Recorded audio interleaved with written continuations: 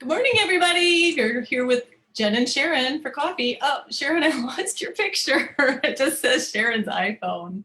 I went to oh, for heaven's sake. I clicked something.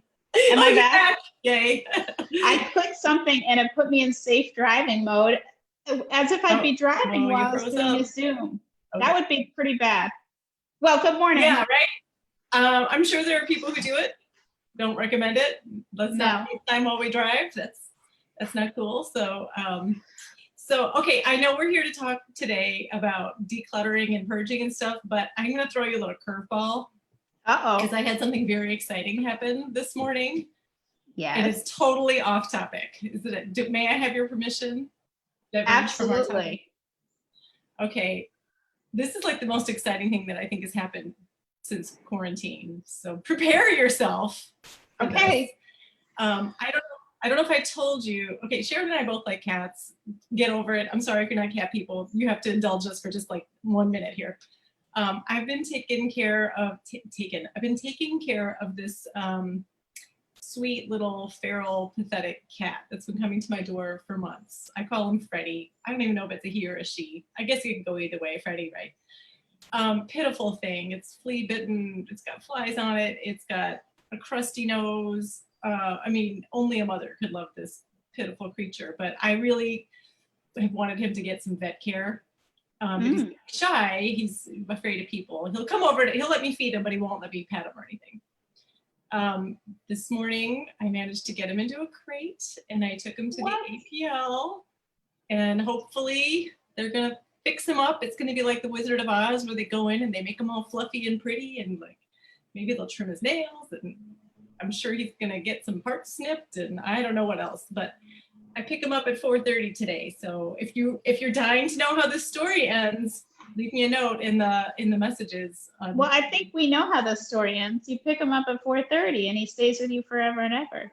So I hope they don't tell me like he's got some horrible communicable disease and he can't be around anybody, but I'm going to think positively, and I appreciate all of y'all's thoughts, positive thoughts for poor little Freddy. Spare a thought for Freddy this morning, who's terrified at the APL. Okay, so here's what you need to promise us. In the comments of this section, of this chat, you need to post his picture. Oh my God, I will. And I have to warn you, he looks really rough, okay? He's been living rough. So I will post a picture when we get off, and then hopefully I'll have an after picture where he looks a little better, but I don't really know. We'll see. This is like, it's like decluttering though, to bring it full circle. Thank you. You know, the before photo is the one we don't want to share. And I think our colleague Jody posted something about sharing our before decluttering pictures. And I didn't even have the guts to do it. But I will say already this topic is creating rewards, because let's hear it. Knowing that this was our topic, I looked around my bedroom this morning and I thought, oh boy, look at this bedside table, look at this dresser, look at these clothes that were saved for another wearing that weren't quite hung up all the way. Oh yeah. And I chair clothes. We call those chair clothes. Chair clothes. I actually put a coat rack. We had a coat rack by the front door because our coat closet in these old houses, it's not next to the door. So. Oh yeah, and it's tiny. Back in the day, apparently everybody had one coat. Yes, we're so spoiled with our multiple coats. So I put, obviously it's summer now, or late summer, early fall, whatever you want to, nobody's wearing coats. So I had the brilliant idea during quarantine to put this coat rack next to my dresser. There's a little space. Instead of dumping the clothes the shirt that needs another wearing, so I hung those things on the coat rack, and I have to say it's working really well.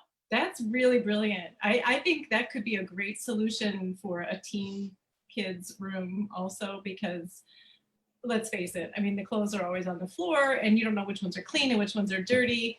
And we all have given up on trying to do that. And they should be doing their own laundry. We know that, but it pains you as a parent to look in there and see the clothes that you bought them on the floor being trampled on, and You at really least think they had that's a place gonna to work? hang them. Like you could probably at least like they'll get another wear out of it, because it used to really, really, really make me mad when I was still doing the laundry and I would fold it and nicely and put it back on their bed for them to put away.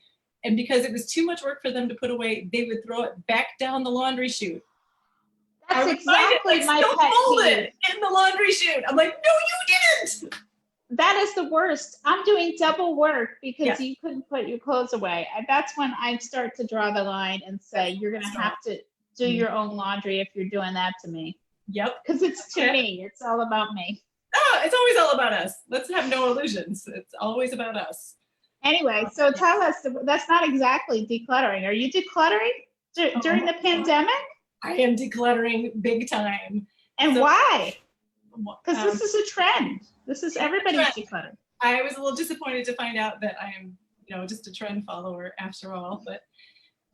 But the benefits are great. I feel like I've lost 100 pounds, Sharon. Do I look different? I think I've lost 100 pounds of crap. So here's my new strategy. Tell me if you think this works for you, but I've been doing it by category.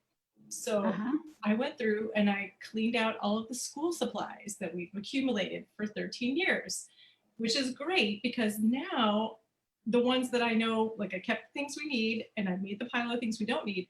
Now I can find somebody who wants those items and donate them as a set and say, here, I have school supplies for you, instead of just like a random grab bag of stuff.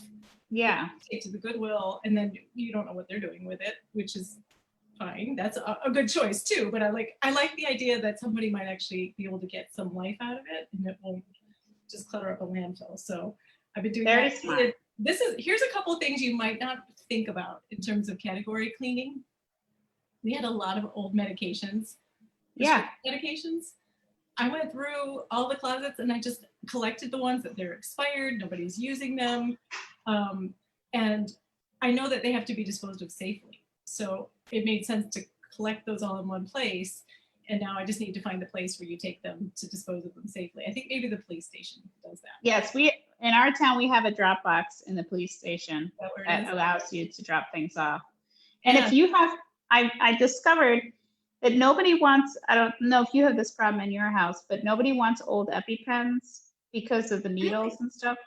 But I found that if you take them back to the allergist, they have ways to dispose of them. So if you can't get rid of, but you're not supposed to flush the things and put all the antibiotics and hormones into our right. I mean, you could debate whether antidepressants should be in our groundwater anyway for us, but that's a whole other topic for another day. And the other thing that I thought of was eyeglasses. We have people in our family who wear glasses. You get a new pair every year. You keep the old one for a little while because you think, oh, it's better than nothing. But after 3 or 4 years, your prescription's moved on. You're never going to use those glasses again.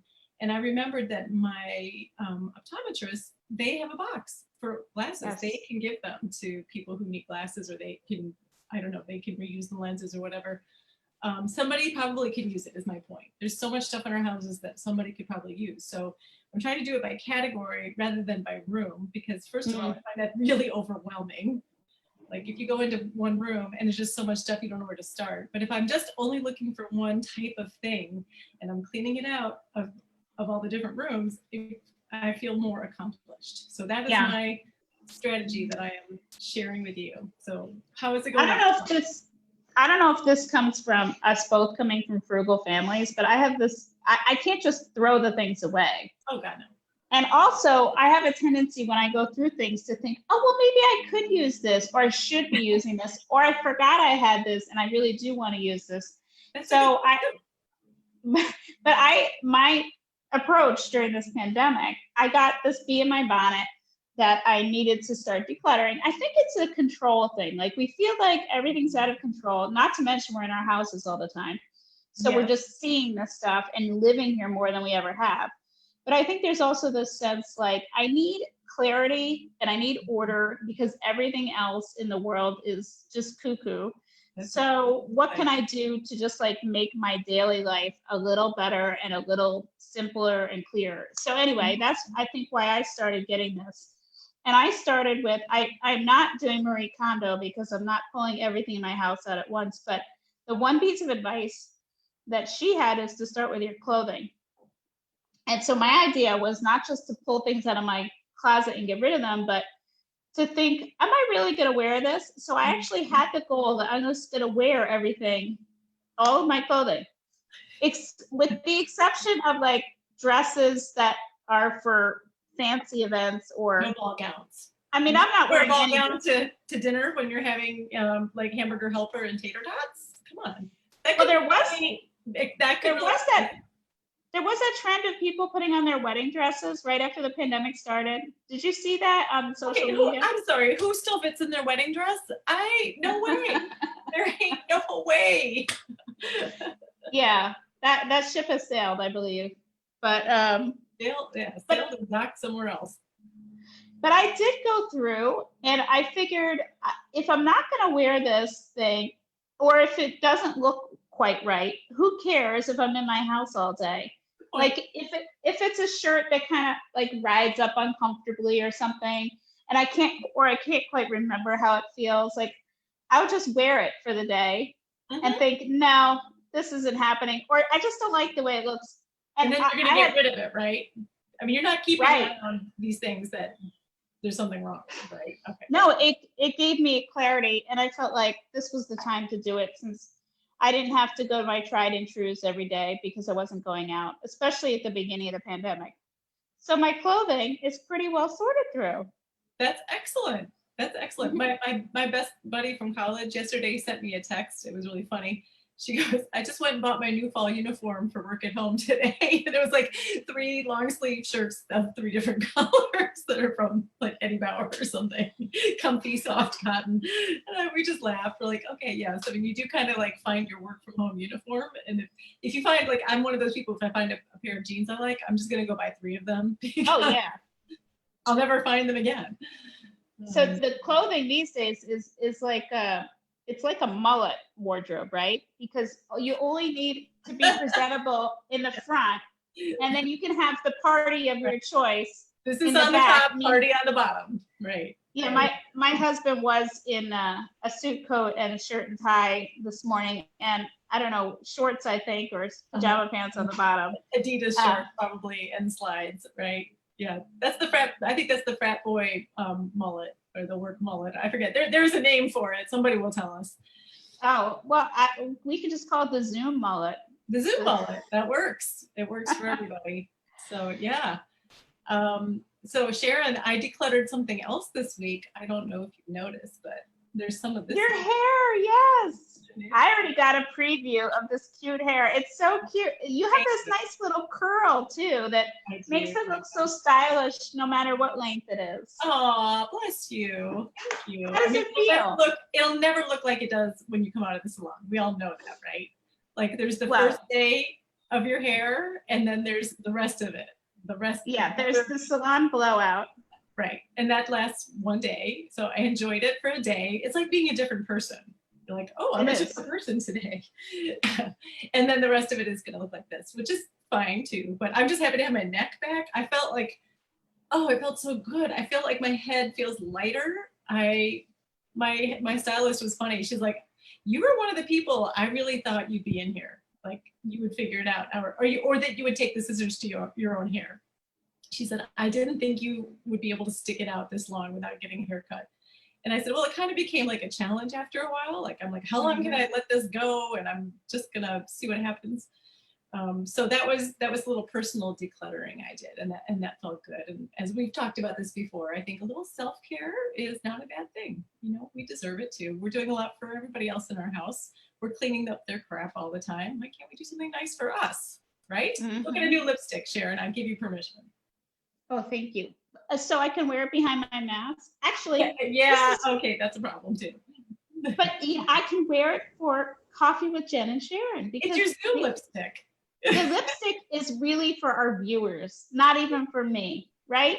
Well, I mean, don't you like to look good when you have to look at yourself in a little square box all day. That's kind of tough too. And Yes. oh, by the way, I'm sitting in the room where it happened. Remember? Yes. My ceiling fell in. Is it secure now? It is secure. And the good news is, because that happened and my ceiling fell in this room in my office, it forced me to declutter my office. So now you can see things and it looks so nice. Wow. So there's a silver lining. You know, yeah. I know that sometimes those kinds of disasters can cause us to declutter involuntarily. Like we had a big rainstorm on Monday in our area.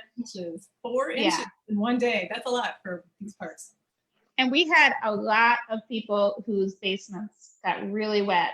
So you know you're decluttering when that happens. Yes. And for better or worse, I mean, I kind of think like, isn't that the whole pandemic thing too? Like it wipes out your regular schedule. Right. You have this crisis situation. Ideally, we'd be decluttering our schedules too while we're going through this and thinking about what do we really miss? What do we want to go back to? What's, what are we happy to have decluttered from our lives? Yeah, that's a good point. What will we continue to be able to say no to or no thank you to, even when we're allowed to go back to it, just so that we have this time for ourselves, right? Yeah, it's good for thought anyway. It is, absolutely. Well, we would love to hear what kind of decluttering is going on in your life, because apparently it is a trend. We are very trendy, Sharon, if nothing else. And we need more categories to declutter too. Yeah, we want to hear more categories. I have to pictures. Say, if there's one thing that you're inclined to declutter on and wanted to try to make some money, I think it would be any kind of gym equipment. Right now, people are canceling their gym memberships like crazy because they don't feel like it's safe to go back. It's going to be indoor weather many places soon. And apparently you cannot get your hands on like dumbbells, treadmills, exercise bikes, regular bikes. All that whole category is really under-resourced right now. So if you're decluttering and you put it up on eBay or Craigslist or whatever your opportunity is to sell things locally, I bet you could get a little cash for decluttering. So how about that? Yeah, COVID cash. COVID cash. Cash. Why not? Opportunity. Decluttering dollars. All right. Yeah. Oh. I'm gonna stop now. I'm gonna stop. Give us your best. We want to hear all about it. We hope everybody has a great day, and we'll see you next week. All right. Sounds good. Bye, everybody. Bye.